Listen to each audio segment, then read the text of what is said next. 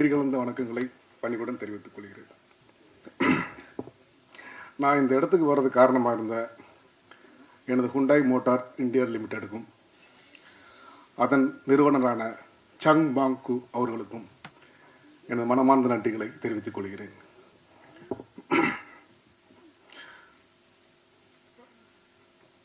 இப்போ இந்த மேடையில் நான் நிற்கிறது காரணமே என்னோட 2 மகள்கள் தான். அம்மா, அப்பா இந்த மேடை லிட்ட பார்த்துக்கிட்டு போய் நடக்கிற என் பிரைட்டல் அம்மா அவர்களுக்கும் ஜாக்குவி அம்மா அவர்களுக்கும் ஐ லவ் யூடா. என் மனைவி ஜெயபாரதி அவர்களுக்கும் என் தாழ்மையான நன்றியை தெரிவித்துக் கொள்கிறேன். இவங்க தான் என்னை தூக்கி கொண்டு இந்த ஸ்டேஜில் நிப்பாட்டிருக்கிறாங்க. நான் 25 வருஷமா சினிமாவில் போராடிட்டு இருக்கேன். எப்படியாவது நடிகராக இருந்தோம், எப்படியாவது 99 இருந்து ஸ்டார்ட் பண்ண என்னோட கனவுகளை துரத்திக்கிட்டு இருக்கேன். ஆனால் எங்கே போனாலும் என்னன்னா பணம்ன்ற ஒரு விஷயத்தை கேட்டு கேட்டு என்னை சாவடிச்சிட்டாங்க. ஆனால் எனக்கு என்னென்ன ஒரே ஒரு விஷயம்தான், ஆனால் என்னால் பணம் கொடுக்க முடியும். அப்போ ஆனால் ஒரே விஷயம், நான் பணம் கொடுக்க மாட்டேன்னு தான் நான் நின்னேன். வீட்டில் கூட எல்லாம் ஒய்ஃபும் எல்லாமே சொல்லுவாங்க, ஏன் கொடுத்து தான் ட்ரை பண்ணேன்னாங்க. நான் ஏன் பணம் கொடுக்கணும்? பணம் நான் ஃப்ரீயாக நடிக்கிறேன், எல்லா காஸ்டியூம்ஸ் நான் வாங்கிக்கிறேன், எனக்கு செலவு பண்ண வேணாம், எல்லா சாப்பாடு செலவும் நான் பார்த்துக்கிறேன், நான் ஃப்ரீயாக நடிச்சு தர்றேன், எனக்கு வாய்ப்பு மட்டும் கொடுத்தா போதும். ஆனால் யாருமே அந்த ஒரு அங்கீகாரத்தை சரியாக கொடுக்கல. கூப்பிட்டு இந்த காவேரி காலிருந்து நம்ம ஏவிஆர் வரைக்கும் இது நான் சுத்தாத இடமே கிடையாது. இது கம்பெனி நண்பர்கள் யாருக்கும் கூட தெரியாது. டெய்லி ஷிஃப்ட் முடிஞ்சு சாயந்தரம் ஆச்சுன்னா கிளம்பிங்க வந்துடுவேன், நண்பர்களை பார்ப்பேன். எங்கேயுமே எனக்கு அந்த வாய்ப்புகள் கிடைக்கல. சரி, ஓகே, நானும் சுற்றி பார்த்தேன், அந்த வாய்ப்புகள் கிடைக்கவே இல்லை. ஒரு சூழ்நிலை மன உளைச்சல் பயங்கரமாகி போதுண்டா, ஓகே, இது மேலே நம்மளால் உடம்பாலையும் என்னால் ஒர்க் பண்ண முடியல, மனசாலையும் ஒன்றும் பண்ண முடியலன்னு சொல்லிட்டு கிளம்பிடுவோம் போதுன்னு சொல்லிட்டு கம்பெனிலேருந்து விஆர்எஸ் வாங்கிட்டு வெளியே வந்துட்டு ஒரு சூழ்நிலை. சரி, ஓகே, ஊருக்கு கிளம்பலாம், எல்லாம் ஃபேமிலியெல்லாம் ஊரில் செட்டில் பண்ணிட்டு போகலான்னு ஒரு பிளான் பண்ணும்போது திடீர்னு ஒரு சூழ்நிலை, ஏதோ ஒரு நண்பர்கள் வராங்க, பழகுறாங்க, ஒரு ஷார்ட் ஃபிலிம் எடுக்கிறாங்க. நம்ம ஏன் ஒரு சின்ன படம் எடுக்கக்கூடாதுன்றாங்க. சரி, எவ்வளோக்கு எடுக்கலாம்? ஒரு 15 லட்சக்குள்ள எடுக்கலாம். அப்போ நான் ஒரு கணக்கு பண்ணுறேன். சரி, ஓகே, இப்போ இந்த 15 லட்சம் நம்ம ஃபேமிலியை ஸ்டபுள் பண்ணிடலாம், ஒன்றும் பிரச்சனை கிடையாது அப்படின்னு சொல்லிட்டு அந்த 15 லட்சத்துக்கான ப்ரொடக்ஷனை ஸ்டார்ட் பண்ணுறேன். எனக்கு ப்ரொடக்ஷனை பற்றி பெருசாக நாலேஜ் இல்லை. ஸ்டார்ட் பண்ணி உள்ளே இறங்கிட்டேன், வெளியே வந்துட்டேன். அப்புறம் தான் அதோட வழிகள் தெரிய ஆரம்பிக்குது. 15 லட்சத்துக்குள்ள படம் பண்ண முடியாது அப்படின்னு. அது காலை வச்சுட்டோம், பின் வாங்க மாட்டேன். அது என்னோட சின்ன வயசுல ஒரு பழக்கம். சரிங்க, ஒவ்வொன்றா குவாலிட்டி. இந்த கலைத்தாய் அந்த யாகத்துல கலைத்தாயோட யாகத்துல எனக்கு எல்லாத்தையுமே போட்டேன். நான் வாழ்க்கையில எல்லாத்தையுமே கொடுத்துட்டேன். இந்த கொடுத்துட்டு என்ன பண்ண போறேன்னு தெரியல லைஃப்ல. அப்பயும் என் மகள்கள் அப்பா விடுப்பா பாத்துக்கலாம், அம்மா என்னம்மா நம்ம 15 லட்சம்லாம் சப்போஸ் நம்மளை ஏத்துக்கிறாட்டி பிரச்சனை இல்லை, 15 லட்சம் படம் போடுறோம், நம்மளை ஹீரோவா ஏத்துக்கலான்னு பிரச்சனை கிடையாது அப்படின்னு சொல்லிட்டு படம் ஓடல. ஓகே, 15 லட்சம் நம்ம சேஃப் அப்படின்ட்டு.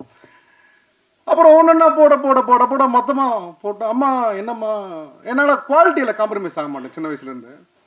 அம்மா என்னம்மா மொத்தமா போட்டேன், என்னம்மா நம்ம கிட்ட அப்பா விடுப்பா பாத்துக்கலாம், கீழே இருந்தாலும் மேல வந்தோம், நீ நில்லுப்பா, இந்த மேடையில ஒரு நாள் நீ பேசுவப்பா, அதை நாங்க பாக்கணுப்பா அப்படி.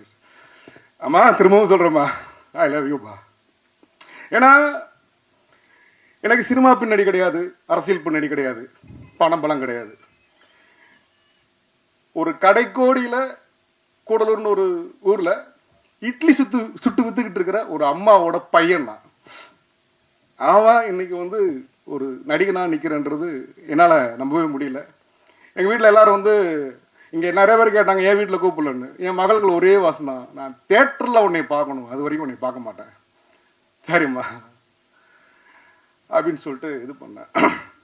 அதே மாதிரி இந்த படத்துல ஒர்க் பண்ண எல்லா நண்பர்களுக்கும், ஏன்னா வள்ளிகள் நிறைய சந்திச்சாலும் நிறைய நண்பர்கள் எனக்கு உதவுனாங்க. சிவானி செந்தில் சார், டைகர் சக்கரவர்த்தி சார், நிறைய பேர் எல்லாருமே அதுக்கு அதே மாதிரி ஒர்க் பண்ண எல்லாருமே வந்து பயங்கரமான ஒரு ஒர்க்கர்ஸ். ஏன்னா நான் என்ன நினைக்கிறேன்னா, இந்த சினிமாவில் வந்து பார்த்தீங்கன்னா மேலே இருக்கிறவங்க தான் மேலே வந்துக்கிட்டே இருக்கிறாங்க, படம் வர்ற சேர்றவங்க சேர்ந்துக்கிட்டே இருக்கிறாங்க. இந்த அடித்தட்டு மக்கள் கீழே ஒர்க் பண்ணுறாங்கல்ல டெக்னீஷியன்ஸ், அந்த வழிகளை நான் பார்த்தவண்ணா. ஏன்னா நான் ஒர்க் பண்ணதெல்லாம் ஒர்க்கே கிடையாதுங்க. இந்த லைட் மன்ஸ் தூக்கிட்டு ஓடுறாங்க பார்த்தீங்களா, சான்ஸே கிடையாது. Hats off to all technicians. ஏன்னா அவ்வளோ பேர் அவ்வளோ கஷ்டப்பட்டு ஒர்க் பண்ணும்போது அவங்களுக்கான ரெகக்னேஷன் பார்த்தீங்கன்னா அன்னைக்கான சம்பளம் தான். ஏன் அவங்களுக்கு வந்து எக்ஸ்ட்ரா பண்ண யாருமே மனசு வர மாட்டேங்குது. ஒரு லாபம் வருது, அந்த லாபத்துலேயே அவங்களுக்கு வந்து ஏதாவது பண்ணணும்னு தோண மாட்டேங்குது. இன்னைக்கு நான் என்ன சொன்னால், ஃபஸ்ட்டு ஸ்டார்ட் பண்ணுறேன் இந்த படத்தை. பட் அது நம்பிக்கையில் தான் சொல்கிறேன், நடக்குமா நடக்கலான்னு தெரியல, இயற்கையாக தான் பார்த்துக்கிறணும். இந்த படத்தில் இன்னொரு லாபம் வந்தாலும் வருமானு தெரியல, இயற்கை தான் பண்ணணும். வந்தால் இனிமேல் OPRP ப்ரொடக்ஷன் எல்லா தயாரிக்கிற எல்லா படத்துலையும் வர்ற லாபத்தில் 50% வந்து இந்த சினிமா துறை சார்ந்தவர்களுக்கும் தமிழக மக்கள் கஷ்டப்படுற மக்களுக்கும் தான் என்னோட பங்கு போய் சேரும். அதை தான் வந்து நான் வந்து எல்லாருக்கும் தெரிவிக்க விரும்புகிறேன். நான் அதே மாதிரி இன்னொரு சின்ன விஷயம் என்னென்னா, இந்த சிறிய முதலீட்டு படங்கள் வந்து இருக்கு இல்லைங்களா, அது வந்து ஏன் ஓட மாட்டேங்குது அப்படின்னா, ஓட மாட்டேங்குது அப்படின்னு இல்லை, அது வந்து டிக்கெட்டோட ரேட் இருக்கு இல்லையா. இப்போ அஜித் சாரோட படம் வருது ஓகேங்களா, அவரை 200 கொடுத்து பார்ப்பாங்க, என்ன யார் 200 கொடுத்து பார்ப்பாங்க, புரியுங்களா. அப்போ அந்த இடத்துல வந்து 200 கொடுத்து என்னை பார்க்க மாட்டேன், சின்ன படம் தோல்வி தானே அடையும். அப்போ அந்த இடத்துல வந்து நீ டிக்கெட் விலையை குறைச்சு பாருங்க, அங்கே போகிற கூட்டம் அதே கூட்டம் இங்கே வரும். இன்னொரு விஷயம் என்னன்னா, இந்த நார்மலாக படம் எல்லாருக்குமே ஒரு ஸ்ட்ரெஸ் இருக்கும், லைஃப்பில் எல்லாருக்குமே கஷ்டங்கள் இருக்கும், வழிகள் இருக்கும். அதை போக்குற ஒரே ஒரு விஷயம் சினிமா மட்டும்தான். சினிமான்ற ஊடகம் மட்டும்தான் எல்லா வழிகளையும் போக்கும். அந்த போக்குறது பார்த்தீங்கன்னா, இப்போ வந்து சினிமா யார் பார்க்குறாங்க அப்படின்னா, அப்புறம் மிடில் கிளாஸ் தான் வந்து வீக்லி ஒன்ஸ் படத்துக்கு போகிறாங்க. மிடில் கிளாஸ் பார்த்தீங்கன்னா மந்த்லி ஒன்ஸ் பிளான் பண்ணுறாங்க. ஏன்னா 200 டிக்கெட்டு, 4 பேர் போனால் 800, அதில் உள்ள போனால் ஸ்நாக்ஸ் வந்து எல்லாம் சேர்த்து 2000 வந்துடும். அவங்க வந்து பிளான் பண்ணுறாங்க. அப்போ லோயர் கிளாஸில் இருக்கிறவங்க யாருமே படம் பார்க்குறதே கிடையாது. அப்போ வழிகள் அவங்களுக்கு எப்படி போகும்? போகாதில்ல. ஸோ முன்னாள் முதல்வர் மாண்புமிகு புரட்சித்தலைவி அம்மா அவர்கள் ஒரு திட்டம் முன்னாடி போடுறதா கேள்விப்பட்டால் அது கேன்சல் ஆச்சான்னு எனக்கு தெரியல. அதே மாதிரி இந்த தியேட்டரை வந்து அவங்க எடுத்து நடத்துகிற மாதிரி சொல்லியிருந்தாங்க போல். பட் அது சரியான டீட்டெயில்ஸ் எனக்கு தெரியல. நான் என்ன கோரிக்கை வைக்கிறேன்னா, மாண்புமிகு தமிழக முதல்வர் மு.க. ஸ்டாலின் அவர்களுக்கு என்னோட தாழ்மையான கோரிக்கை என்னன்னா, இந்த 50 ரூபா டிக்கெட்டுக்கு வர்றதுக்கு என்ன வழிகள் பண்ணணுமோ அதை தயவு செய்து பண்ணுங்க. ஏன்னா இதை வந்து நான் வந்து ஒரு பிச்சையாவே கேட்குறேன், நான் கலை பிச்சையாக கேட்குறேன் நான். ஏன்னா அவ்வளவு ஒரு சிறிய முதலீட்டு படங்கள் வந்து வெளியே வராம, ஒரு தாயின் கருவறையிலிருந்து வெளியே வர முடியாம துடிக்கிற மாதிரி துடிக்கிறாங்க. அவ்வளோ படங்கள் வெளியே இருக்குது. அவங்களாம் எப்போ வர்றது வெளியே? கேட்டா ஒவ்வொரு வாரம் வீக்லி ஒன்ஸ். இப்போ தலை படம் வருது, அப்புறம் ரெட்ரோ வருது, சூர்யா சார் படம் வருது. இது இப்போ இடையில நாங்கள் எப்போதான் வந்து படங்கள் தயாரிக்கிறது? எல்லாருமே வந்து வாய் வார்த்தை சொல்றாங்க, அது எங்கேயுமே பழி ஒரு நடக்க மாட்டேங்குதா. எல்லாருமே வந்து வந்து நீங்க டிக்கெட் விலையை குறைங்க. இப்போ என்ன சொல்றேன்னா, இப்போ வந்து மாண்புமிகு தமிழக முதல்வர் மு.க. ஸ்டாலின் அவர்களும் துணை முதல்வர் உதயநிதி ஸ்டாலின் அவர்களும் நீங்க நினைச்சா ஒரு படம் பார்க்கணும்னா ஃபாரின்ல போய் தனி ஃபிளைட்லோட போய் பார்க்க முடியும், அந்த அளவுக்கு உங்களுக்கு சூழ்நிலை இருக்குது. ஆனால் ஏழை எளிய மக்கள் மன உளைச்சல் தீர்க்கிறது எங்க போவாங்க? படம் பார்க்க வழி இல்லையே. மக்களாட்சியை வந்து கொடுக்கணும்னா எல்லாருமே சந்தோஷமா இருக்கணும்ல.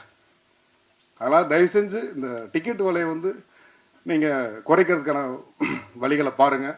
நான் ஏதாவது தவறாக பேசியிருந்தா என்னை தயவு செய்து மன்னிச்சிருங்க. ஏன்னா வந்து இந்த குரல் அங்கே கேட்குமா அப்படின்னு தெரியல. கேட்டு இதற்கு நீங்கள் வந்து பதில் அளிக்கணும் அப்படின்னு நினைக்கிறேன். அப்படி பதில் அளித்தால் மட்டுமே இங்கே மக்களாட்சி நடக்குதுன்னு ஒரு அர்த்தம்ன்றது மாதிரி நான் பதிவு போடுறேன் நான். ஏன்னா அவ்வளவு ஒரு சினிமா துறை வந்து ரொம்ப நலிவடைஞ்சிருக்குது. அது சினிமா துறை மேலும் மேலும் வரணும், கலை மேலும் வளர வேண்டும் என்று வாய்ப்பளித்த அனைவருக்கும் நன்றி கூறி விடைபெறுகிறேன். நன்றி. அனைவருக்கும் வணக்கம். மீடியா ரெப்ரசன்டேட்டிவ், ஸ்டேஜில் இருக்கிற டிக்னிட்டரிஸ் எல்லாருக்கும் ரொம்ப வணக்கம். கட்ஸ், ஃபர்ஸ்ட் ஆஃப் ஆல் இந்த சான்ஸ் எனக்கு கொடுத்த ரைட்டர் டைரக்டர் ரங்கராஜ் சார் ரொம்ப ரொம்ப தேங்க்யூ சார். நான் செகண்ட் ஹீரோயினாக பண்ணியிருக்கேன்னு மேம் சொன்னாங்க. எஸ், ஆனால் கேரக்டருன்றது ஒவ்வொரு ஸ்டோரிக்கு ஏற்ற மாதிரி மாறும். ஸோ இதில் எனக்கு கொடுத்த கேரக்டர் என்னை பொறுத்த வரைக்கும் ரொம்ப ஒரு டிஃபிகல்ட்டாக நான் எஸ்டாப்ளிஷ் பண்ணியிருக்கிற ஒரு character. I was very blank நான் உள்ளே போனப்போ. அதுக்கான ஃபுல் சப்போர்ட் கொடுத்து எப்படி பண்ணும், என்ன பண்ணும், ஹவு ஷுட் ஐ போட்டு இந்த கேரக்டர் எல்லாமே எனக்கு கற்றுக் கொடுத்த ரங்கராஜ் சார் ரொம்ப ரொம்ப தேங்க்யூ சார். ஒவ்வொரு இன்ச்சான ஒரு டீட்டெயில்ஸ் நீங்கள் எனக்கு கற்றுக் கொடுத்தீங்க. Yes, it is a new platform. எனக்கும் இது ஒரு நியூ பிளாட்ஃபார்ம். ஆனால் நீங்களும் இதில் ஒரு நியூன்றது அவ்வளோ ஈஸியாக என்னால் கண்டுபிடிக்க முடியல. ஏன்னா நான் என்ன பண்ணுன்றது என்னை விட பர்ஃபெக்டாக நீங்கள் வந்து எனக்கு நடிச்சு கற்றுக் கொடுத்தீங்க. அண்ட் அதான், and I just want to say thank you so much for the opportunity everyone, all the dignitaries என்னை மென்ஷன் பண்ணதுக்கும், ஆல் த மீடியா ரெப்ரஸன்டேட்டிவ்ஸ் எவ்ரி ஒனுக்கு ரொம்ப மென்ஷன் பண்ணதுக்கும் ரொம்ப தேங்க்யூ. கட்ஸ் படத்துக்கு உங்கள் சப்போர்ட் கண்டிப்பாக வேணும். ப்ளீஸ் உங்கள் சப்போர்ட்டை கொடுங்க. Thank you so much. பத்திரிகை சகோதர சகோதரிகளுக்கும் என்னுடைய வணக்கத்தை தெரிவிச்சுக்கிறேன். நிறைய பேர், அதாவது எனக்கு முன்னாடி பெரியவங்கெல்லாம் நிறைய வகுத்த பாதையில் தான் நான் இந்த நிமிஷம் வரைக்கும் அவங்க சொன்ன ஒரு அறிவுறுத்தலின்படி தான் நான் வந்துக்கிட்டு இருக்கேன். அதனால் அவங்க எனக்கு சொல்லி கொடுத்தது வந்து, இப்போ சகோதரி சொன்னாங்க எந்த கேரக்டராக இருந்தாலும் அந்த கேரக்டரில் இருக்கேன்னு. அவங்க சொல்லி கொடுத்தது தான், அதை மைண்டில் இன்னமும் வச்சுக்கிட்டு அது என்ன ரோல் பண்ணாலும் அந்த மாதிரி வாழணுன்றது என்னுடைய மைண்டில் இருக்குது. எத்தனை வருஷம் இருக்கிறோங்கிறது முக்கியம் இல்லை, எல்லாரோட எப்படி இருக்கோங்கிறது தான் முக்கியம். ஸோ அதனால் எனக்கு சகோதர சகோதரிகள் உங்கள் எல்லாரையும் பார்க்கும்போது ரொம்ப சந்தோஷமாக இருக்குது. நான் இந்த ட்ரைலரை பார்க்கல, ஏன்னா திருவேற்காடுலேருந்து ஷூட்டிங் முடிச்சுட்டு வரும்போது கொஞ்சம் லேட் ஆகிடுச்சு. ஸோ அதுக்காக மன்னிப்பு கேட்டுக்கிறேன் உங்கள் எல்லார்கிட்டேயும். அதனால் ட்ரெய்லரை பற்றி பேசுகிறதுக்கு தெரியல எனக்கு, ஏன்னா பார்த்தா தான் நான் சொல்ல முடியும். ஆனால் தம்பி, அதாவது ரங்கராஜ் தம்பி என்னுடைய மகனாக நடிச்சிருக்காரு. உண்மையிலேயே சொல்லணுன்னா இந்த மாதிரி புதுசாக வர்றவங்களுக்கெல்லாம் நீங்கள் நிச்சயமாக வந்து நிறைய ஆதரவு கொடுப்பீங்க, வரவேற்பீங்க. உங்களால் முடிஞ்ச அளவுக்கு நீங்கள் வந்து முன்னேற்றத்தை கொடுப்பீங்கன்ற நம்பிக்கை எனக்கு இருக்குது. ஏன்னா கொஞ்சம் நஞ்சம் இல்லைங்க அவர் கஷ்டப்பட்டது. ஏமாற்றங்கள் நிறைய ஏமாற்றிட்டு ஓடினவங்கள தான் வந்து நான் பார்த்துருக்கேன். முதல் நாள் ஷூட் போவேன், அடுத்த நாள் போனால் அந்த இயக்குனர் இருக்க மாட்டார். என்ன தம்பி, என்ன இல்லைம்மா அது. ஆனால் யார் மேலேயும் வந்து அவர் குத்தம் சொல்ல மாட்டார். அதுதான், இல்லைம்மா இந்த மாதிரி கிளம்பிட்டாங்கம்மா அவ்வளோதான் அப்படின்வாரு. அப்போ நான் சொல்லுவேன், நீங்கள் வருத்தப்படாதீங்க, ஒருவேளை கதாநாயகன் ப்ரொடியூசர் இல்லாமல் இயக்குனர்ன்ற பேரும் உங்களுக்கு வரணுங்கிறதுக்காக தான் கடவுள் வந்து இந்த மாதிரி அமைச்சு கொடுத்துருக்காரு.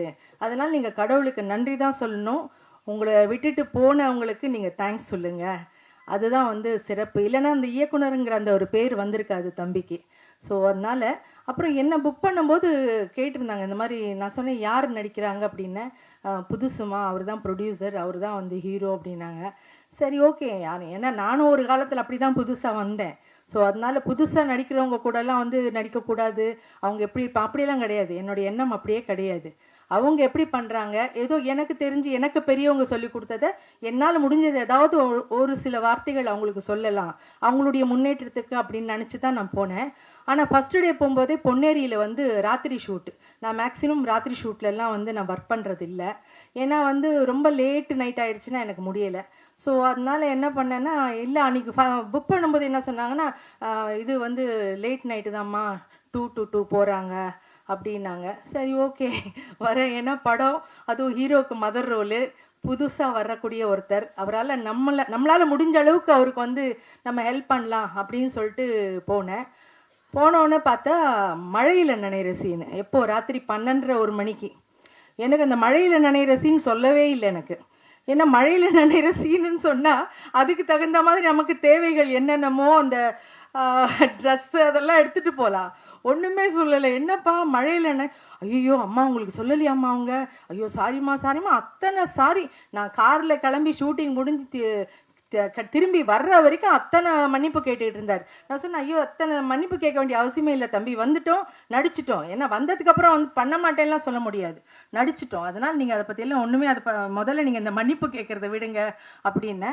அதே மாதிரிங்க, உண்மையிலேயே நான் வந்து இந்த தம்பி நடிக்கும்போது அந்த ஒரு மழை சீனில் நான் அவர் செத்து போகிற மாதிரி ஒரு சீனு, அதில் பார்த்தீங்கன்னா உண்மையிலேயே நான் வந்து ஒரு புதுசாக வந்த ஆர்டிஸ்ட் மாதிரி எனக்கு தெரியல. ஏன்னா அந்த அளவுக்கு ஸ்ட்ரெயின் பண்ணி அந்த அளவுக்கு வந்து ஒரு பொறுப்பா அந்த அளவுக்கு அந்த வந்து அடுத்த ஆர்டிஸ்டுங்களுக்கும் அந்த கஷ்டத்தை கொடுக்கக்கூடாது, தன்னால் அவங்களுக்கும் கஷ்டம் ஏற்படக்கூடாதுன்ட்டு நினச்சி அந்த ஒவ்வொரு கேரக்டர் அந்த ஒவ்வொரு சீனும் வந்து அந்த அளவுக்கு பிரமாதமாக பண்ணியிருக்காரு.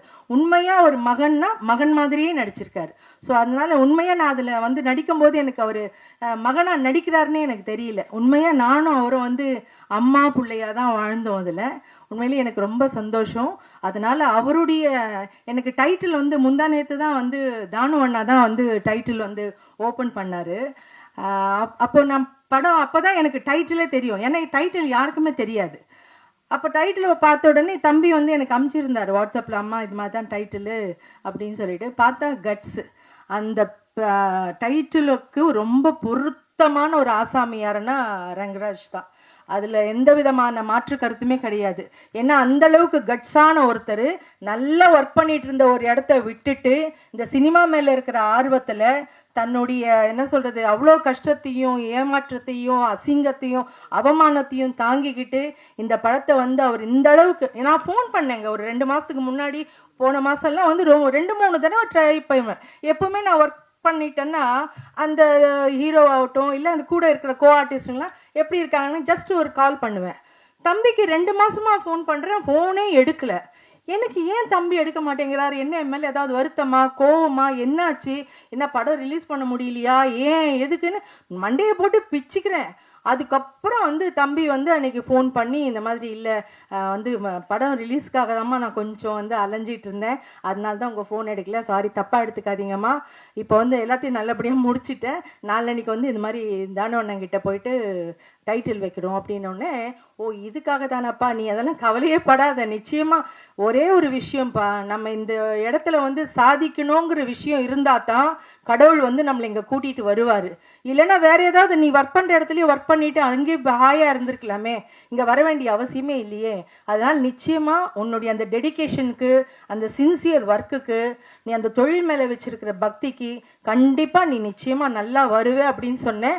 அதுக்கு தகுந்த மாதிரி அந்த பேரும் அவருக்கு ரொம்ப சூட்டபுளான ஒரு நேம் கட்ஸ். உண்மையிலேயே அவர் ரொம்ப கட்ஸானவர் தான். அதனால நீங்கள் எல்லாரும் சேர்ந்து உங்கள் வீட்டு பிள்ளையா நினச்சி அந்த பிள்ளைய நிச்சயமாக நீங்கள் உங்களுடைய எழுத்து உங்கள் கையில் தான் இருக்குது, எல்லாமே உங்கள் கையால் அவரை வந்து இன்னும் மேன்மேலும், அதாவது இவர் வந்துட்டாருன்னா இன்னும் அடுத்தடுத்து கூட படங்கள் நிறைய வர்றதுக்கு நிறைய பேருக்கு வந்து வாய்ப்புகள் கொடுக்கறதுக்கும் ஒரு பெரிய விஷயமா இருக்கும். அதனால நீங்கள் எல்லாருமா சேர்ந்து அந்த தம்பியை உயர்த்தி விடணும்னு உங்ககிட்ட நான் தாழ்மையோட கேட்டுக்கிறேன். எனக்கு பேச வாய்ப்பு கொடுத்ததுக்கு நன்றி, வணக்கம். இயக்குனர், தயாரிப்பாளர், ஹீரோ எல்லாமே எனக்கு வந்து ஒரு தம்பி முறையில் தான். அந்த அளவுக்கு அவர் கூட நான் ஒரு ஐக்கியமாக எல்லாத்துலேயும் அவரோட இருந்துட்டு இருக்கேன். இருந்தாலும் தான் பெற்ற பிள்ளை நல்லா இருக்கணும் அப்படின்னு தான் எல்லாருமே நினைப்பாங்க. அந்த முறையில் இந்த இயக்குனர் எனக்கு அன்பு தம்பி திரு ரங்கராஜ், OPRP பிலிம்ஸினுடைய தயாரிப்பாளர், இந்த படத்தின் இயக்குனர், இந்த படத்தின் ஹீரோ, இவர் நல்லா வரணும், இதுதான் ஃபர்ஸ்ட் படம் அவருக்கு, மேலும் மேலும் அவருக்கு சிறப்பாக வரணும், ஒரு நல்ல எதிர்காலம் அமையணும் அப்படிங்கிறது இந்த படத்தை பார்த்தாலே தெரியுது. ஏன்னா ட்ரெய்லர் பார்க்கும்போது அந்த கட்ஸ் அப்படிங்கிற டைட்டிலுக்கு என்ன உண்டோ அது அத்தனையும் அந்த படத்தில் வச்சிருக்காரு. நிச்சயமாக அந்த படம் வெற்றி அடையும். அதாவது ஒரு படம் எடுக்கிறது மட்டும் பெருசு இல்லை, இந்த படத்துக்கு அப்புறம் அதாவது இந்த இதெல்லாம் முடிஞ்சதுக்கு அப்புறம் இதுக்கு பின்னாடி தான் நிறைய வேலைகள் இருக்கு. அதாவது ஒரு புறநானூற்று பாடலில் சொல்லுவாங்க, ஈன்று புறந்தறுதல் என் தலை கடனே, சான்றோன் ஆக்குதல் தந்தைக்கு கடனே, வேல்வெடுத்து கொடுத்தல் கொள்ளருக்கு கடனே. அந்த மாதிரி இந்த டைரக்டர் வந்து இந்த படத்தை வந்து வெளியில் கொண்டு வரதுக்கு என்ன உண்டு அதை செஞ்சுட்டாரு. இனிமேல் வந்து இந்த படம் வந்து நல்லபடியாக தியேட்டரில் ஓடி அவருக்கு நல்ல அதாவது வருவாயும் தேடித்தரணும், அவருக்கு புகழையும் தேடித்தரணும். அந்த புகழ் வருவாய் ரெண்டுமே தேடித்தரது வந்து நம்ம தான் தேடித்தரணும். அவரை சான்றோன் ஆக்க வேண்டியது நம்மளுடைய முதல் கடமை. நிச்சயம் நீங்கள்லாம் அதுக்கு ஒத்துழைப்பீங்க. ஏன்னா இங்கே ஊடக நண்பர்கள் வந்திருக்கீங்க, பத்திரிகையாளர் வந்திருக்கீங்க, எல்லாருமே எல்லாம் அவருக்கு ஒத்துழைப்பு கொடுக்கணும். அதாவது ரிவ்யூ வைஸ் இந்த படத்துக்கு நீங்கள் நல்லது தான் கொடுப்பீங்க. அதே மாதிரி எல்லாரும் பப்ளிக் எல்லாமே தியேட்டரில் போய் இந்த படத்தை பார்த்து நல்ல வருவாய் ஈட்டி தரணும். மேற்கொண்டு இந்த மாதிரி படங்கள் நிறைய செய்யணும் அப்படிங்கிறது என்னுடைய விருப்பம். இந்த படம் வந்து டைட்டில் வைக்கிறதுக்கு அவர் வரும்போது நல்லா ஹீரோ மாதிரி இருந்தார். இப்போ அவ்வளோ தூரம் கஷ்டப்பட்டதுனால அவர் ஆள் கொஞ்சம் டல்லாக இருக்கார். ஏன்னா இந்த படத்துக்காக அவர் என்ன சிரமப்பட்டிருக்காரு அப்படிங்கிறது, என்ன ஒர்க் பண்ணியிருக்காரு அப்படிங்கிறது இந்த ட்ரெய்லரை பார்க்கும்போது எனக்கு தெரியுது. ஏன்னா ஆரம்பத்துலேருந்து அவரை பார்த்துட்டு இருந்ததுனால இப்போ இருக்கிற அவருடைய முகத்துக்கும் முன்னாடி இருந்த முகத்துக்கும் அந்த வித்தியாசம் தெரியுது. அவருடைய இந்த கடின உழைப்பு நிச்சயமாக ஒரு நல்ல பலனை தரணும். அந்த பலன் உங்கள் மூலியமாக கிடைக்கும் அப்படிங்கிற நம்பிக்கை இருக்குது. இந்த படத்தில் நடிச்சிருக்க கதாநாயகி நல்லா நடிச்சிருக்காங்க. இந்த படத்தின் இசையமைப்பாளர் ஒரே ஒரு பாட்டு தான் பண்ணியிருந்தாலும் நிச்சயமாக ஒரு ஒரு சோறு ஒரு பானை சோற்றுக்கு ஒரு சோறு தான் போதும் அப்படிங்கிற மாதிரி இந்த ஒரு பாட்டை வச்சு அவருடைய திறமை என்னங்கிறது தெரியுது. நிச்சயமாக அவருக்கு நல்ல எதிர்காலம் அமையணும் அப்படின்னு நான் அவருக்காகவும் வேண்டிக்கிறேன். இந்த படம் வந்து நிச்சயம் வெற்றியடையும். வெற்றியடைகிறதுக்கு என்னுடைய வாழ்த்துக்களை தெரிவிச்சுக்கிறேன். அது அன்பு தம்பி ரங்கராஜ் அவர்களுக்கு என்னுடைய தனிப்பட்ட முறையில் வாழ்த்துக்களை தெரிவித்து எல்லாம் இந்த படக்குழுவினருக்கு என்னுடைய வாழ்த்துக்களை தெரிவிச்சுக்கிறேன். ஏன்னா இந்த படக்குழுவினருக்கு தெரிவிச்சுக்கிற வாழ்த்துங்கிறது எனக்கு நானே சொல்லிக்கிற மாதிரி வாழ்த்து. நன்றி, வணக்கம். மேடையில் இருக்கும் பெரியவர்கள் அனைவருக்கும் வணக்கம். பத்திரிகை நண்பர்களுக்கும் தொலைக்காட்சி தோழர்களுக்கும் இன்டர்நெட் இனியவர்களுக்கும் என் உயிருக்கு நிகரான தமிழ் பெருங்குடி மக்களுக்கும் நன்றி கலந்த வணக்கத்தை சொல்ல ரொம்ப பெருமை அடைகிறேன். நான் கட்ஸ் ட்ரெய்லர் பார்த்தோம், மிக மிக அற்புதம். ஒரு கைத்தட்டலான்னு நினைக்கிறேன், வேகமாக கைத்தட்டலாம். ஏன்னா அது உடம்புக்கும் நல்லது, உள்ளத்துக்கும் நல்லது, ஹார்ட்டுக்கும் நல்லது. ஒரு மிகப்பெரிய ஆக்ஷன் ஹீரோவை நம்ம பார்க்குறோம். ஆனால் அவர் பார்த்தா சாந்தமாக இருக்கார். பார்த்தா அந்த வாயில் அருவாளை கட்டிட்டு வேட்டியை தூக்கிட்டு திரும்பின ஒரு ஸ்டைல் சூப்பர், பிரமாதமாக பண்ணியிருக்காரு. அவரே டைரக்டரு, அவரே தயாரிப்பாளர், மிக மிக அற்புதமாக பண்ணியிருக்காரு. அப்புறம் இஸ்மாயில் அவர்கள் வருஷத்தில் ஒரு 2 படம் ரிலீஸ் பண்ணுவார். அவர் மேடையில் உட்காந்துருக்காரு. எங்கள் கில்டு செக்ரட்டரி துரை அவர்கள் மற்றும் மேடையில் இருக்க அனைத்து பிரிவுகளும், எங்கள் அன்பு சகோதரி ஸ்ரீலேகா மேடம், சகோதரர் அவர்கள் அனைவருக்கும் வாழ்த்துக்கள் சொல்லிக்கிறேன். ஏன்னா இந்த மாதிரி படம் பத்திரிகை தான் நீங்கள் வந்து இந்த படத்தை பெருசாக கொண்டு போகணும். நிச்சயமாக உங்களால் மட்டும்தான் முடியும். ஏன்னா இன்றைக்கி இந்த இடத்துல இவ்வளோ கூட்டம் வந்திருக்க காரணமே ரொம்ப சந்தோஷமாக இருக்குது. என்ன அழைத்தது வந்து ஸ்ரீமதினி ஒருத்தவங்க, அவங்க தான் கூப்பிட்டுருந்தாங்க, எங்கள் ஊருக்காரவங்க. என் கூட வந்திருக்க ஜெனிபர், என் படம் ஜாகுவாரில் வந்து சிலம்ப வேறாங்கன்னு நடிக்கிற அவங்களும் என் கூட வந்திருக்காங்க. அவங்களுக்கும் வாழ்த்து. வருங்கால ஹீரோயின் அவங்களுக்கு வாழ்த்து. ஒரு சிலம்பு போயிட்டு பிரமாதமாக பண்ணியிருக்காங்க. வந்தால் பெருசாக ட்ரெய்லரில் போடும்போது மிரட்டலாக இருக்கும். ஸோ அது மாதிரி பண்ணியிருக்காங்க. இந்த படத்தில் நடிச்ச அத்தனை பேருமே நல்லா பண்ணியிருக்காங்க. ஹீரோயின் நல்லா பண்ணியிருக்காங்க. பிரகாஷ் ஃபைட் மாஸ்டர் என்னோட அன்பு சகோதரன், அவர் பண்ணியிருக்காரு, ரொம்ப அற்புதமாக பண்ணியிருக்காரு. டான்ஸ் மூமெண்ட் நல்லா இருந்துச்சு, டயலாக் நல்லா இருந்துச்சு, பாடல் நல்லா இருந்துச்சு, எடிட்டிங் நல்லா இருந்துச்சு, கேமரா நல்லா இருந்துச்சு. டோட்டலாக இந்த படம் கட்ஸு அப்படிங்கிறதுக்கு ஒரு சரியான கட்ஸுனா என்ன அப்படின்னு நம்ம நினச்சோம். அன்பு சகோதரி சொன்னாங்க கட்ஸு அப்படின்னா என்னன்னு சொன்னாங்க. கட்ஸு அப்படின்னா எல்லாம் எது வேணாலும் எடுத்துக்கலாம். போலித்தனமான கட்ஸ் இருக்குது, நியாயமான கட்ஸ் இருக்குது. இந்த படம் வந்து நியாயமான கட்ஸ். ஏன்னா அந்த மாதிரி ஒரு ஆக்ரோஷமான படம் ரொம்ப நாளாச்சு நம்ம திரையில் பார்த்து. ஒரு புதுமுக ஹீரோ இந்த அளவுக்கு பிரமாதமாக பண்ணியிருக்காருன்னு போது அவருக்கு பாராட்டணும். அதே மாதிரி ஹீரோயினி மேடம் அவங்களுக்கும் வாழ்த்துக்கள். ரொம்ப சந்தோஷம், உங்களை பார்த்ததில் மகிழ்ச்சி. இந்த படம் மிக மிக பிரமாதமாக வெற்றி பெறணும் அப்படிங்கிற மனமாற வேண்டுறேன். வேண்டிக்கிட்டு எப்போதும் சொல்ல மாட்டான். எல்லாம் வந்து புரட்சித் தலைவர் எம்ஜிஆர் நம்ம படம் பார்த்தோம். அவர் பெரியவங்களை மதிக்கணும், தாய் தந்தையை மதிக்கணும் அப்படி சொல்லி கொடுத்தாரு. அதே மாதிரி நீங்கள் எல்லாரும் தாய் தந்தையை மதிங்க. வாழ்க்கையில் ஜெயிக்கணும்னா அம்மா அப்பாவை மதிக்கணும். பெரியவங்களை மதித்தா மட்டும்தான் வாழ்க்கையில் ஜெயிக்க முடியும். அதே மாதிரி உலகத்திலேயே இந்தியனா பிறக்க தான் பெரிய விஷயம். தமிழனா பிறக்கிறது அதை விட பெரிய விஷயம். இன்றைக்கி சித்தர் பெருமான்கள் பிறந்தது தமிழ்நாட்டில், சித்த வைத்தியம் பிறந்தது தமிழ்நாட்டில், வர்மக்கலை பிறந்தது தமிழ்நாட்டில். ஏன் உலகமெங்கும் சுற்றினாலும் மாடு அம்மானி மட்டும்தான் சொல்லுது. இப்போ அமெரிக்காவில் ஒரு குழந்தை பிறக்கும் வெளியே வரும்போது அம்மானி சொல்லிட்டு வந்துச்சு. ஆக நம்ம தமிழ் மொழி தான் உலகத்திலே சிறந்த மொழி. அந்த தமிழ் வாழ்க, தமிழ் வெல்க, தமிழன் வெந்தே தீர்வான். நன்றி, ஜெய்ஹிந்த். எதிரே அமைந்திருக்கும் பத்திரிகையாளர்களை என்னுடைய வணக்கத்தை தெரிவித்துக் கொள்கிறேன். ஒரு காலத்திலாம் இயக்குநர்களுக்கு எவ்வளோ மரியாதை இருந்துன்னு உங்களுக்கு தெரியும். இன்னைக்கு இயக்குநர்கள் அந்த மரியாதை இல்லை. அந்த விஷயத்தில் ஒரு படத்தை அவர் எடுத்து தயாரித்து அதை இயக்கி நடிச்சிருக்கிறாரு. 4 கேரக்டர் நீ கண்டிப்பாக போய் பார்க்கணும். இல்லை தேட்டரில் நல்ல ரிவ்யூ எழுதுங்க. அவருக்கு என்னுடைய வாழ்த்துக்கள். இந்த மேடை நான் வேற விதத்துக்காக பயன்படுத்த நினைக்கிறேன். இன்னைக்கு வந்து தயாரிப்பாளர் சங்கம் மூலமாக ஒரு அமைப்பு ஆரம்பிச்சு, அதுக்கு என்னுடைய வாழ்த்துக்களை தெரிவிச்சுக்கிறேன். அதை தாண்டி இன்னும் பல ஆயிரம் அதாவது தொழிலாளிகள் அங்கே இருக்காங்க பெப்சி யூனியனில்.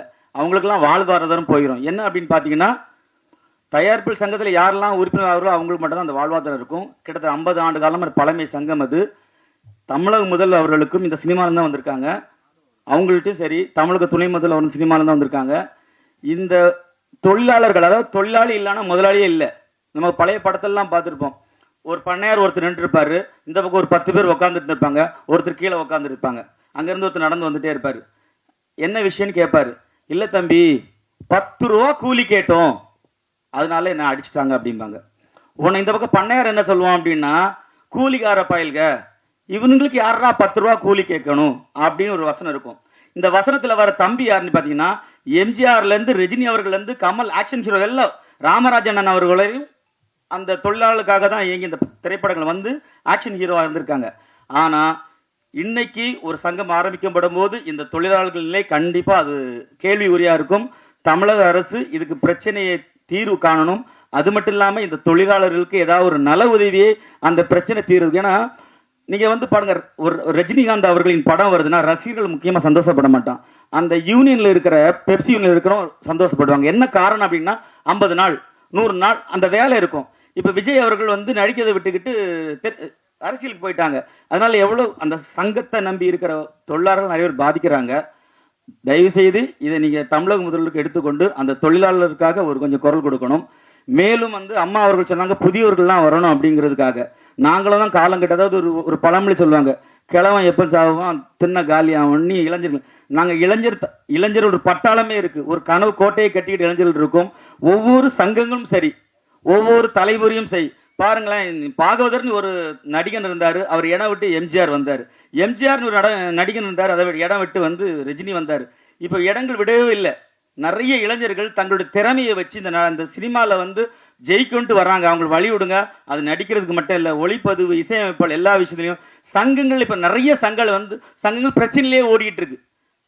ஒரு காலகட்டத்துக்கு அதாவது ஆட்சிங்கிறது வந்து ஒரு 5 வருஷம் 10 வருஷம் இருக்கலாம். 30 வருஷமா ஒருத்தரையே ஆட்சி அதிகம் பண்ற மாதிரி இந்த சங்கங்களை தயவு செய்து முதியோர்கள் தயவுசெய்து நான் உங்களுக்கு கெஞ்சி கேட்டா, உங்களால் ஒரு 10 வருஷம் இருந்துட்டீங்க, அதை வழிவிட்டு இளைஞர்களுக்கு கண்டிப்பா அது செய்யணும். அப்பதான் இளம் தலைமுறைகள் வந்து நல்ல படங்கள் கொடுப்பாங்க. ஒரு இளைஞர் லோகேஷ் கனகராஜ் நல்ல படம் கொடுத்ததுனால தான் உடனே கூப்பிட்டு ரஜினிகாந்த் அவர்கள் அடுத்த படம் கொடுக்குறாங்க. நாயகனும் நாயகியும் அழகா இருந்தாதான் படம் ஓடும் அப்படிங்கிற காலத்தை காட்டி கோலமாலு கோகிலான ஒரு படத்தை வந்து கொடுத்திருக்காங்க. இப்படி நிறைய இளைஞர்கள் இங்கே இருக்கிறார்கள். அவர்கள் வெளியே வராம இருக்கிறது கார்பரேட். அதுக்காக உதாரணத்தை சொல்லிட்டு நான் விடைகிறேன். இந்த மேடை நிறைய ஒரு பணத்தை கட்ட அடுக்கி ஒரே மனத்துல என்ன அந்த பணம் அவனுக்கு சொல்லுவாங்க. ஒரு மனத்துல எண்ணணும். பல இளைஞர்கள் ஓடோடி வருவான், அதை என் பணம் என்னத்துக்கு இருக்குது. கடைசியில் எப்படியாவது ஒருத்தன் அது பிறந்திருப்பான், எண்ணக்கு துடிப்பான். கடைசியில் 10 நொடி இருக்கும், ஏன்னா 3 தாள் இருக்கும், அதை எண்ணமோ மணி அடிச்சிருவாங்க. அதான் கார்பரேட். இங்க ஒவ்வொரு இளைஞனும் இந்த கனவு கோட்டையை நோக்கி நகர்த்து வருகிறான். அந்த நகர்வை தடுப்பது யார்? ஒவ்வொரு சங்கங்களும். சங்கம்னா என்ன? ஒரு கூட்டு முயற்சி. ஒருத்தருக்கு பிரச்சனை, 10 ஆட்டோக்காரங்க உட்கார்ந்து இருப்பான், அவன் ஒரு பிரச்சனை மாப்பிள்ள அடிச்சாடவாடன் கூப்பிட்டு பிரச்சனையை சால்வ் பண்ண சங்கம். ஆனா இன்னைக்கு 2-3 ஆண்டுகளாக பல சங்கங்கள் கேள்விக்குரியார். காரணம், அவங்களும் கார்பரேட் மாதிரி அங்கேயே உட்கார்ந்துக்கிறாங்க. நாங்களும் இயங்குகிறோம். கிழவன் எப்ப சாக வேண்டாம், விலகி கொள்ளுங்கள். இது புரிந்தவர்களுக்கு புரியட்டும். தர்மம் ஜெயிக்கும். ஜெய்ஹிந்த். இந்த விழா வந்து கட்சி சம்பந்தமானது. இப்போ பேசுகிறவர் சொன்னார், திண்ணை எப்போ காலியாகும், அண்ணன் எப்போ சாவான் அப்படின்னு. முதல்ல திருடனுங்க இந்த வார்த்தையை பேசக்கூடாது. நல்லவன் தான் பேசணும்.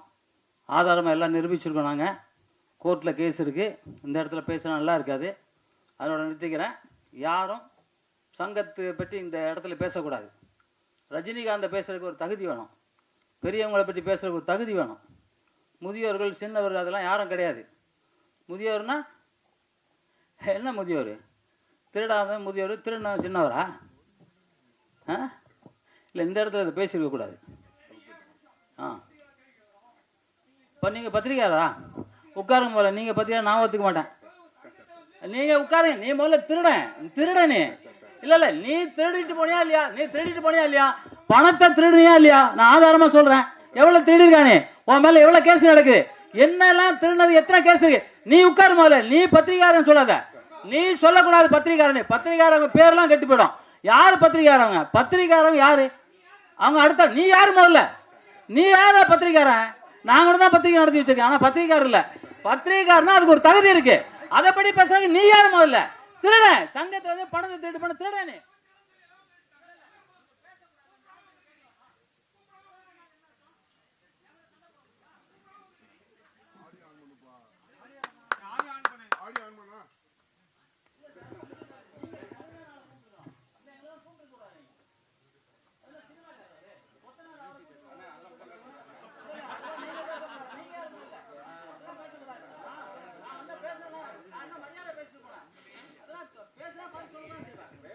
நிகழ்ச்சியை தொடர்ந்து பார்க்கலாம். அடுத்ததா யார் பேச போறாங்கன்ட்டு.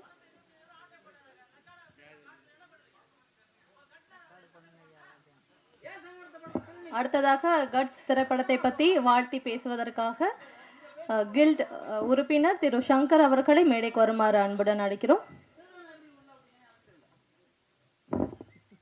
சென்சார் போர்டு ஒரு பக்கம் நமக்கு பெரிய தலைவலியை உருவாக்கி கொண்டிருக்கிறது. அதை தாங்க பேசுறேன். அதுதான் நான் வந்துட்டேன். மகிழ்ச்சி. இந்த படம் சென்சார் போர்டு, அதாவது என்னன்னா, ஒரு படத்தை எடுக்கிறதுக்கு இன்னைக்கு நமக்கு வந்து பெரிய ஒரு ஒரு நமது இயக்குனர் மதிப்பிற்குரிய அன்பு சகோதரர் அம்மா சொல்லும்போது உள்ள இருந்து அப்படியே பொங்கி கண்ணுல இருந்து நீர் வடியுது. அவர் அவ்வளோ வாட்டி ஏன்னா எல்லாருக்கும் கை கொடுத்து தூக்கத்துக்கு ஆள் இருக்கு. ஏவிஎம் நிறுவனம், நீங்க பல நிறுவனங்கள் இருக்கு. ஆனா ஐயா, நான் அன்பு சகோதரன் சிவானி செந்தில் சொன்ன மாதிரி அவர் வந்து பாத்தீங்கன்னா அவரா கைய ஊனி, அவரா எழுந்து, அவரா கொஞ்சம் கொஞ்சமா நடந்து, சேரு சகதி, அடி, உத, வெட்டு, குத்து எல்லாத்திலையும் அவமானங்களை சந்திச்சு இன்னைக்கு வெற்றி நடை போட்டு இன்னைக்கு வந்து நிக்கிறார். ஐயா, கள்ளக்குறிச்சி மாவட்டம் இந்த கட்சியுடைய போஸ்டர் விளம்பரங்கள் எல்லாம் நான் பார்த்துக்கிறேன். என்னுடைய செலவு நான் பண்ணிக்கிறேன். அது நானே செய்யறேன். எனக்கு அது பெருமையானா என் நண்பன் சக்கரவர்த்தி, டைகர் சக்கரவர்த்தி, எங்கள் அண்ணன் துரையண்ணன் அவர்கள் அவங்களாம் இருக்காங்க. எங்களால் என்ன முடியுமோ அந்த உதவியை நான் செஞ்சு கொடுத்துட்றேன் கட்டாயம். அதே மாதிரி இந்த சென்சார் போர்டில் இப்போ அழகாக படம் பிடிச்சு காட்டியிருந்தார். அந்த பாட்டு சீனில் அந்த யானை வந்தது, அது ஒரிஜினல் தானங்க ஐயா? ஆமாம், இந்த ஒரிஜினல் இருந்த வரைக்கும் உண்மை இருந்தது. ஐயா புரட்சித் தலைவர் எம்ஜிஆர் அவர்கள் புலியோட சிங்கத்தோட சண்டை போட்டார், கேப்டன் போட்டார். ஆனால் இன்னைக்கு நாங்கள் எல்லாமே கிராஃபிக்ஸ் கூட போட வேண்டியதாக இருக்குது. கார்பரேட் சொன்னார் இல்லைங்களா? இன்னைக்கு கார்பரேட். நான் இன்னைக்கு ஒரு நாய்க்குட்டியை வளர்த்து, அந்த நாய்க்குட்டியை 3 மாசம் வளர்த்துனா அந்த நாய்க்குட்டி வச்சு படம் எடுத்தா எனக்கு செலவு கிடையாது, உணவு மட்டும்தான். ஆனால் கிராஃபிக்ஸை கொண்டு வந்துட்டாங்க. பல கோடி எங்களுக்கு லாஸ் ஆகிட்டு இருக்கு. அதுல நீங்க பல லட்சங்களை இழக்கிறோம் நாங்க. கிராபிக்ஸ் இந்த கார்பரேட்டுக்காக தான் இந்த சென்சாரியா வந்ததான்னு நாங்க நினைக்கிறோம். அவ்வளவு வலியும் வேதனையுமா இருக்கு. அதே மாதிரி திரைப்படங்கள் அண்ணனோட சொல்லிட்டு போனாரு, திரைப்படங்களை ஒரு படத்தை நாங்க ரிலீஸ் பண்றோம்னா ஒரு சின்ன பட்ஜெட் படம் கொண்டு வர முடியல, திரைக்குள்ள கொண்டு வர முடியல. நான் என்ன சொல்றேன், எங்களுடைய மாண்புமிகு முதலமைச்சர் அவர்களுக்கு அவருடைய கவனத்துக்கு நாங்க கொண்டு போறோம். எங்களுக்கு ஒரு 100 தியேட்டர் கட்டி கொடுங்க. எல்லாருக்கும் என்னென்னமோ சரிங்களா, 250 கோடி ரோயலட் கூட நூலகம் திறக்கிறீங்கன்றாங்க. யாரும் படிக்கிறதுக்கு அங்க ஆள் இல்ல. பூந்தோட்டத்துக்குள்ள ஆள் இருக்க மாதிரி தான் இருக்கு. அங்க சரியான நூலகங்கள் கிடைக்கல, சரியான நூல்கள் இல்ல, எங்களுடைய நூல்கள் அங்க இல்ல. இருக்கிறது பூரா பல தலைமுறையா வாழ்ந்தவங்களுடைய வரலாற்று புத்தகங்கள் தான், பதிவுகள் தான் இருக்கிற வழியா எங்களுடைய அகநானூறு, புறநானூறு, 10 பரிபாடல் இதெல்லாம் காணும், அதோடைய தொகுப்புகளை காணும், எங்களுடைய ராஜராஜ சோழனோட காணும். அதனால அந்த இதாக ஐயா மாண்புமிகு முதலமைச்சர் அவர்களுக்கு நாங்க கோரிக்கை வைக்கிறது, எங்களுக்கு ஒரு 100 தியேட்டர், ஒரு 100 கோடி ரூபாய் ஒதுக்குங்க. எங்களுக்கு ஏ சென்டர்ல நீங்க கொடுக்க வேணாம், பி சென்டர், சி சென்டர்ல கட்டி விடுங்க. எங்களுடைய திரைப்படங்கள் அங்க நாங்க ஓட்டிக்கிறோம். 50 ரூபாய்க்கு நாங்க டிக்கெட் தரோம், ரசிகர்கள் நாங்க பார்க்கறதுக்கு அனுமதி கொடுக்குறோம். 50 ரூபாய் எங்க தியேட்டர், நாங்க படம் கொடுக்குறோம். எங்களுக்கு என்ன படம் மிரட்டுது. அதாவது இந்த விஷால் எல்லாம் தோத்துருவாரு. நான் வெளிப்படையா பேச, அவரு ஆர்டிஸ்டா, அவர் நடிகர் சொல்ல, அந்த அளவுக்கு உயரம், அந்த அளவுக்கு உடம்பு, என்ன கட்டுமான உடம்பு அந்த படத்துடைய அந்த ஐயா, உங்களுக்கு ஒரு ரொம்ப நன்றி ஐயா. அவ்வளவு பெருமையா இருக்கு அந்த படம், அந்த அளவுக்கு சிறப்பா பண்ணியிருக்காரு. உங்கள் அனைவருக்கும் வாழ்த்துக்கள். கட்டாயம் இந்த படத்தை வெற்றி பெற நம்ம உதவியா இருக்கணும். இந்த சிறு படம் சொல்ல முடியாது, இது பெரிய பிரம்மாண்டமான பட்ஜெட் படம்பா, சிறு படம் சொல்ல முடியாது.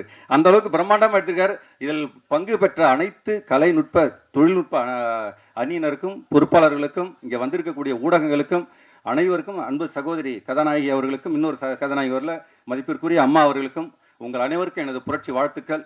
நன்றி, வணக்கம். இந்த படத்தோட தயாரிப்பாளர், டைரக்டர் மற்றும் நடிகர் அவர் என்னோட நண்பர் ரங்கராஜ்.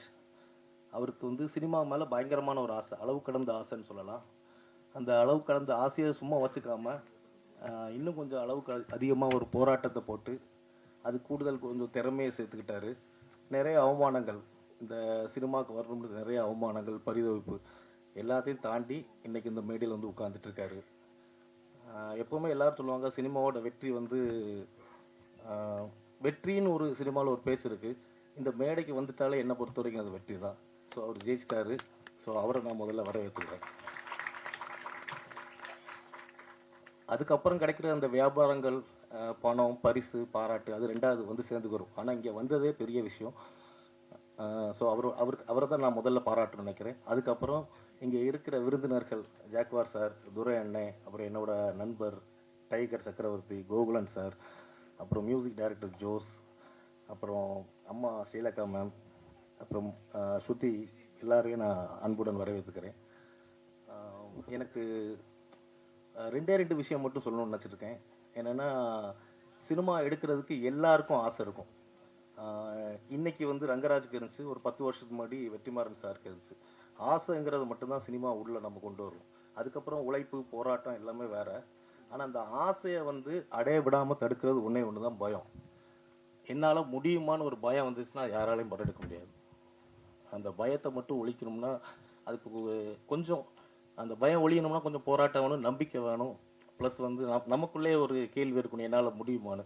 அந்த என்னால் முடியும்னு நினச்சிட்டோம்னா கண்டிப்பாக எல்லாராலையும் சினிமா எடுக்க முடியும். இந்த மேடைக்கு வர்றது ரொம்ப கஷ்டம்னு சொல்லுவாங்க. ஆனால் அந்த பயத்தை மட்டும் ஒழிச்சிட்டோம்னா ரொம்ப ஈஸி. பயப்படாமல் இருந்தோம்னா எல்லாரும் சினிமாவில் ஜெயிக்கலாம். இன்னொன்று என்ன சொல்கிறோம்னா, நான் சொல்லணும்னு ஆசைப்பட்டது என்னென்னா, இந்த மாதிரி சினிமா வரும்போது எல்லாரும் கேட்குறாங்க, எதுக்கு இந்த மாதிரி ஒரு படத்தை எடுக்கணும்னு. ஸோ சினிமா எடுக்கிறது எல்லாருக்கும் ஒரே ஒரு கேள்வி இருக்குது, ஏன் இந்த மாதிரி ஒரு சினிமா எடுக்கணும். எல்லாருக்கும் வந்து ஒரு நடிகர் அல்லைன்னா ஒரு வெற்றி படத்தை தான் எடுக்கணும்னு ஆசை. எங்களுக்கும் அதுதான். ஆனால் நாங்கள் இந்த மாதிரி கஷ்டப்பட்டு எடுக்கும்போது அந்த ஒரு கேள்வி வருது. இந்த கேள்வியை உடைக்கணும்னா இதுக்கு ஒரே ஒரு வழி, இந்த படத்தோட வெற்றி தான். இந்த படம் இல்லை, இது மாதிரி ஒரு 100 நல்ல சினிமாக்கள் வரணும். அது எங்களுக்கு நம்பிக்கை இருக்குது. அந்த நம்பிக்கைக்கு முழு காரணம் நீங்கள் மட்டும்தான். இந்த பத்திரிகை நண்பர்கள் இந்த படத்தை கண்டிப்பாக இந்த ட்ரெய்லர் பார்த்துருப்பீங்க. உங்களுக்கு கண்டிப்பாக ட்ரெய்லர் பாட்டில் வந்து ஒரு நல்ல எண்ணம் உங்களுக்கு வந்திருக்கும். ப்ளஸ் இப்போ நாங்கள் எல்லாம் பேச போகிற இந்த விருந்தினர்களோட பாராட்டு இந்த படத்தை கொண்டு போக வேண்டிய இடத்துக்கு கொண்டு போக நம்புகிறேன். ரொம்ப நன்றி. இந்த படத்திற்கு இங்கே இருக்கவங்களை விட அங்கே இருக்கக்கூடிய விஐபிகளை ஏன்னு சொன்னால், இங்கே இருக்கவங்க வாழ்த்துவோம், போயிடுவோம். இதை எங்கே கொண்டு சேர்க்கணும் அப்படிங்கிறது உங்கள் கையில் இருக்குது. சின்ன படங்கள் எல்லாத்துக்கும் எப்போதும் ஹெல்ப் பண்ணக்கூடியவங்க நீங்கள்.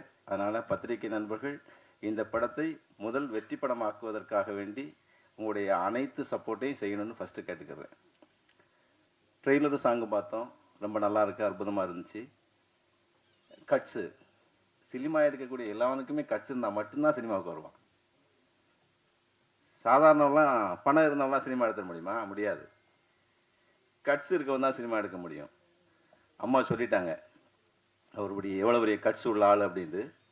அதை விட ஒரு மூத்த நடிகர்கள் தன்னுடன் நடித்த நடிகரை பாராட்டுவது அதை விட சிறப்பு வேறொன்றும் இல்லை. நல்லா நடிச்சிருக்காரு அப்படின்னு நம்ம ஸ்க்ரீனில் பார்த்தோம். அதை விட அம்மா பாராட்டினது ரொம்ப சந்தோஷமான விஷயம்.